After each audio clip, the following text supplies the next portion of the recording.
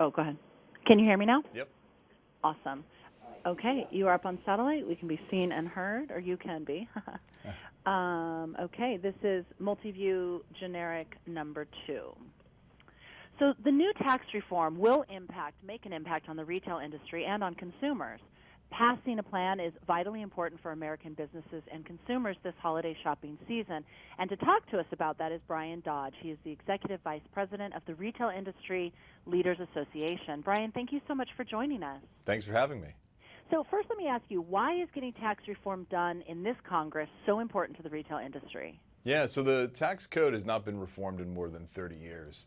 And as a result, it's full of loopholes and special deductions that some benefit from at the expense of others. And so we are eager to see tax reform completed this year so we can bring down the rates for individuals so they have more money in their pockets to spend, and businesses so they can invest and grow.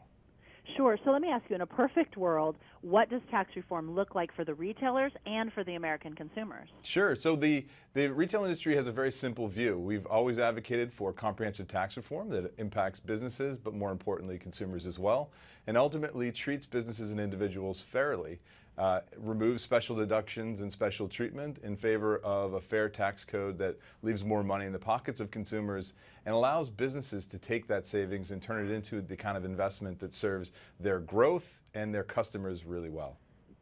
So why are retailers excited about tax reform for the industry and for consumers as well?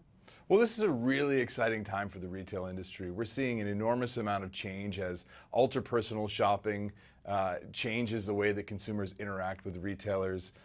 You can't forget that the retail industry is 2/3 of the American economy. And as a result, they employ millions of people, and the savings that can be provided through tax reform will be invested in growing those jobs, but really serving customers in creative and new and exciting ways. So do you believe that reform can be passed with this Congress? Well, we think it has to be, and we're optimistic that it will be.